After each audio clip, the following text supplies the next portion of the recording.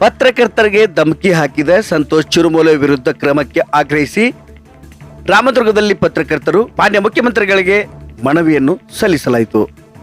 ಬೆಳಗಾವಿ ಜಿಲ್ಲೆ ಅಥಣಿ ತಾಲೂಕಿನ ಬೇವನೂರು ಗ್ರಾಮದ ಅಮೋಘ ಸಿದ್ದೇಶ್ವರ ಜಾತ್ರಾ ಮಹೋತ್ಸವದಲ್ಲಿ ಈ ಒಂದು ಘಟನೆ ಜರುಗಿದ್ದು ಸಕಲರನ್ನು ಕೆರಳಿಸಿದೆ. ಕಾಗವಾಡ ಶಾಸಕ ರಾಜು ಕಾಗೆ ಅವರ ಸಮ್ಮುಖದಲ್ಲಿ ಸಂತೋಷ್ ಚಿರುಮೂಲೆ ಮಾಧ್ಯಮದ ಪ್ರತಿನಿಧಿಗಳಿಗೆ ಬೆದರಿಕೆ ಹಾಕಿರುವ ವಿಡಿಯೋ ಒಂದು ಸಾಮಾಜಿಕ ಜಾಲತಾಣದಲ್ಲಿ ವೈರಲ್ ಆಗಿದೆ. ಜಾತ್ರಾ ಮಹೋತ್ಸವ ಸಂದರ್ಭದಲ್ಲಿ ಪಾಲ್ಗೊಂಡಿದ್ದ ರಾಜು ಕಾಗೆ ಮಾಧ್ಯಮದವರು ತಮ್ಮ ಬಗ್ಗೆ ಬೇರೆ ದೃಷ್ಟಿಯಿಂದ ವರದಿ ಮಾಡಿದರೆ ಅವರ ಮನೆ ಹೊಕ್ಕು ಕೈಕಾಲು ಮುರಿಯುವುದಾಗಿ ಬೆದರಿಕೆ ಹಾಕಿರುವ ಸಂತೋಷ್ ಚಿರುಮೂಲೆ ಮಾಧ್ಯಮದ ಪ್ರತಿನಿಧಿಗಳಿಗೆ ಧಮಕಿ ಹಾಕಿದ್ದಾರೆ.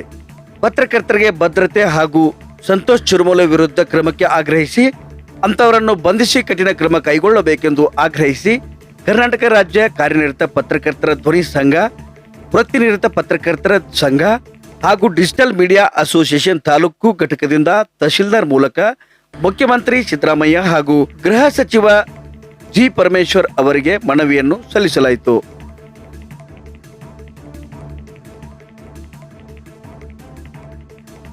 ಅಥಣಿಯ ಶಾಸಕರು ರಾಜು ಕಾಗೆ ಅವರ ಸಮ್ಮುಖದಲ್ಲೇ ಇಂಥ ಘಟನೆ ನಡೆದಾಗ, ಕಾಗವಾಡ ಶಾಸಕರ ಸಮ್ಮುಖದಲ್ಲಿ ಈ ಒಂದು ಘಟನೆ ನಡೆದಾಗ ಅವರು ತಮ್ಮ ಕಾರ್ಯಕರ್ತರಿಗೆ ಆ ಮುಖಂಡರಿಗೆ ಕಿವಿ ಮಾತು ಹೇಳಬೇಕಾಗಿತ್ತು.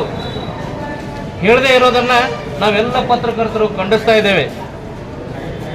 ಈ ಮೂಲಕ ಗೃಹ ಸರ್ಕಾರಕ್ಕೆ ನಾವು ಮನವಿಯನ್ನು ಮಾಡಿಕೊಳ್ಳೋದೇನೆಂದರೆ ಇಂಥ ಘಟನೆಗಳು ಜರುಗಬಾರದು. ಸಮಾಜದಲ್ಲಿ ಪತ್ರಕರ್ತರು ನಿರ್ಭೀಡೆಯಾಗಿ ಸ್ವತಂತ್ರವಾಗಿ ಯಾವುದೇ ಆತಂಕವಿಲ್ಲದೆ ವರದಿಯನ್ನು ಮಾಡಲಿಕ್ಕೆ ಅನುವು ಮಾಡಿಕೊಡ್ಬೇಕಂತ ಹೇಳಿ ಎಲ್ಲರ ಮುಖಾಂತರ ಮುಖ್ಯಮಂತ್ರಿಗಳಲ್ಲಿ ಮನವಿಯನ್ನು ಮಾಡ್ತೇನೆ. ಪತ್ರಿಕಾ ಮಾಧ್ಯಮಗಳಿಗೆ ಇದೇ ರೀತಿ ಕೂಡ ನಮಸ್ಕಾರ ತಿಳಿಸ್ತೀವಿ.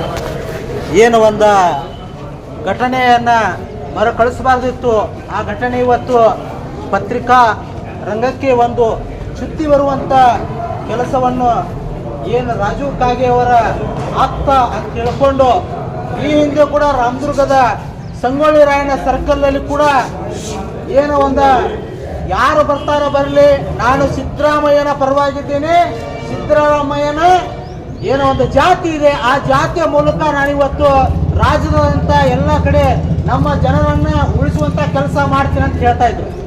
ಆದರೆ ಅವರು ಮಾಡಲಿ ಸಂತೋಷ್ ಚಿರುಮೂಲೆ. ಯಾಕಂದರೆ ಪತ್ರಿಕಾ ಮಾಧ್ಯಮ ಅಂತಂದರೆ ಒಂದು ಬಡವರ ಪರವಾಗಿ, ಒಂದು ದಲಿತರ ಪರವಾಗಿ, ಒಂದು ಹಿಂದುಳಿದ ಪರವಾಗಿ ಅಂತ ಅಲ್ಲ. ಎಲ್ಲ ಏನು ಜಾತಿ ಜನಾಂಗ ಯಾವುದೇ ಇರಲಿ, ಯಾವುದೇ ಒಂದು ರಾಜಕಾರಣಿ ಇರಲಿ, ನಾವು ಬೆಳಗ್ಗೆ ನೋಡುವುದೇ ಪತ್ರಿಕಾ ಮೊದಲು ಫಸ್ಟ್ ತಿಳ್ಕೋಬೇಕು ಚಿರುಮೂಲೆ.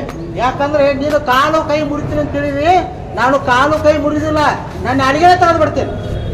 ನಾನು ಫಸ್ಟ್ ಅಡಿಗೆನೇ ತೆಗೆದು ಬಿಡ್ತೇನೆ, ನಾನು ಮಾತಾಡೋ ಅಡಿಗೆನೇ ತೆಗಿತೆ. ಯಾಕಂದ್ರೆ ಒಬ್ಬ ರಾಜು ಕಾಗೆ ಅವರು ಮಾನ್ಯ ಏನು ಒಂದು ಶಾಸಕರಿದ್ದಾರೆ, ಅವರು ಏನು ಅವ್ರ ಸಮ್ಮುಖದಲ್ಲಿ ಅವರು ನಿನ್ನೆ ಒಂದು ಹೇಳ್ತಾರೆ, ಇಲ್ಲ ನಾನು ಸೆಲ್ಫಿ ತಗೋತಾ ಇದ್ರು ಅಂತೇಳಿ. ಇವನ್ ದನ ಕಾಯ್ತಾ ಇದ್ದ, ಸೆಲ್ಫಿ ತಗೊಳ್ಳೋ ಮುಂದೆ ಡೋಳು ಬಾರಿಸಾಕತ್ತಿದ್ರು ಅಂತ. ಡೋಳು ಬಾರಿಸೋ ಮುಂದೆ ಅವ್ನು ಏನು ಮಾತಾಡ್ತಾ ಇದ್ದಾನಂತ ಸ್ಪಷ್ಟ ಕೇಳ್ತಾ ಇದ್ದಾನೆ. ಅದು ಅಲ್ಲದೆ ಅವನು ಆಪ್ತ ಹೇಳ್ತಾ ಇದ್ದಾನೆ, ಇಲ್ಲ ಅವ್ನು ಚಿರುಮೂಲೆ ಕೆಟ್ಟ ಮಾತಾಡ್ತಾ ಇದ್ದಾನೆ ನೋಡ್ರಿ ಅಂತ ಹೇಳಿದ್ರು ನಕ್ಕು ನಿಂತಿದ್ದಾನೆ. ನಿನ್ನೆ 6 ನ್ಯೂಸಿಗೆ ಒಂದು ಸುದ್ದಿ ತಿಳಿಸ್ತಾನೆ, ಇಲ್ಲ ತಪ್ಪಾಗಿದೆ, ಅವ್ನು ಮಾನಸಿಕ ಸ್ಥಿತಿ ಇದ್ದಾನೆ ಅಂತ ಹೇಳಿ. ಆ ಮಾನಸಿಕ ಸ್ಥಿತಿ ಇದ್ರೆ ರಾಜು ಕಾಗೆ ಅವರೇ ಅವನು ಹೋಗಿ ಮೊದಲು ಮೆಂಟಲ್ ಹಾಸ್ಪಿಟಲ್ ಸೇರಿಸಿ, ಧಾರವಾಡದಾಗಿತ್ತು, ಈಗ ದಾವಣಗೆರೆಗೆ ಹೋಗಿದೆ, ಅವನ್ನ ಮೊದಲಲ್ಲಿ ಸೇರಿಸುವಂತ ಕೆಲಸ ಮಾಡ್ರಿ. ಇಲ್ಲಿಕಂದ್ರೆ ನಮ್ಮ ರಾಜ್ಯದ ಏನು ಪತ್ರಕರ್ತರಿದ್ದೀವಿ, ಡಿಜಿಟಲ್ ಇರ್ಬೋದು, ಮಾಧ್ಯಮ ಇರ್ಬೋದು, ಪತ್ರಿಕಾಂಗ ಇರ್ಬೋದು, ಎಲ್ಲರೂ ಕೂಡಿಕೊಂಡು ಒಂದು ದಿವಸ ನಾವೇನು ಅಥಣಿ ಪೊಲೀಸ್ ಸ್ಟೇಷನ್ ಮುಂದೆ ಧರಣಿ ಮಾಡಿ ಆತನನ್ನು ನಾಡಿಗೆನ ಹೋಗ್ಬಿಡ್ತೀವಿ. ಡೈರೆಕ್ಟ್ ಆಗಿ ಏನು ಪ್ರಕರಣ ದಾಖಲು ಮಾಡ್ತೀರಿ ಮಾಡ್ರಿ, ನಾವು ನೋಡ್ಲಿಕ್ಕೂ ಕೂಡ ಸದಸ್ಯದ್ದೀವಿ. ಅದಕ್ಕೆ ನಾನು ಈ ವಿಷಯನ ಖಂಡಿಸ್ತಾ ಇದ್ದೀನಿ. ಮುಂದಿನ ದಿನಮಾನಗಳಲ್ಲಿ ಯಾರಾದರೂ ಪತ್ರಕರ್ತರ ಬಗ್ಗೆ ಮಾತಾಡಬೇಕಾದ್ರೆ ಬಹಳ ಎಚ್ಚರಿಕೆಯಿಂದ ಮಾತಾಡಬೇಕು. ಯಾಕಂದ್ರೆ ಮಾಧ್ಯಮ ಪ್ರತಿನಿಧಿಗಳು ಏನು ಅವನ ಜೀವದ ಹಂಗ ಬೆಟ್ಟ ಕೆಲಸ ಮಾಡ್ತಿರ್ತಾರ, ಯಾರು ನೀವೇನು ಪಗಾರ ಕೊಡುವುದಿಲ್ಲ ಅವ್ರಿಗೆ ಮಾಧ್ಯಮ ಪ್ರತಿನಿಧಿಗಳಿಗೆ. ಯಾಕಂದ್ರೆ ಅವರು ಏನು ತಮ್ಮ ಕ್ಷಮತೆ ಏನಿದೆ, ಕಾರ್ಯ ಏನಿದೆ, ಆ ಕೆಲಸವನ್ನು ಪತ್ರಿಕಾ ರಂಗದಲ್ಲಿ ಆಗಿರ್ಬೋದು, ಡಿಜಿಟಲ್ ರಂಗದಲ್ಲಿ ಆಗಿರ್ಬೋದು, ಕೆಲಸ ಕಾರ್ಯಗಳನ್ನು ಮಾಡ್ತಾ ಇರ್ತಾರೆ. ಯಾರು ಆಶಯ ಆಮಿಷಕ್ಕೆ ಯಾರು ಬಲಿ ಆಗುವುದಿಲ್ಲ ಪತ್ರಕರ್ತರು. ಯಾಕಂದ್ರೆ ಏನೋ ಒಂದು ಯಾವಾಗ ಒಂದು ಜಾಹೀರಾತು ಇರುತ್ತೆ, ಒಂದು ಏನೋ ಒಂದು ಕಾರ್ಯ ಸಭೆ ಸಮಾರಂಭಗಳಿರುತ್ತೆ, ಅವತ್ತಿನ ದಿನ ಏನಿದೆ ನೀವು ಕರೆದು ಒಂದು ಏನು ಆಮಂತ್ರಣ ನೀಡಿರ್ತೀರಿ ಅಷ್ಟೇ ಬಂದಿರ್ತೀವಿ. ಅದನ್ನು ಬಿಟ್ಟು ನಾವು ಯಾರ ಪರವಾಗಿ ಕೆಲಸ ಮಾಡಲಿಕ್ಕೆ ನಾವು ತಯಾರಿಲ್ಲ. ಪತ್ರಿಕಾ ರಂಗದವರು ಇದನ್ನ ತಿಳ್ಕೋಬೇಕು. ಯಾರಾದರೂ ನಮ್ಮ ಆಸೆ ಆಮಿಷಕ್ಕೆ ಬಲಿಪಡಿಸಿದ್ರೆ ನಾವು ಮುಂದಿನ ದಿನಮಾನಗಳಲ್ಲಿ ಉಗ್ರ ಹೋರಾಟವನ್ನು ಮಾಡ್ತೇವೆ ಅಂತ ಹೇಳ್ತೇನೆ ನಾನು.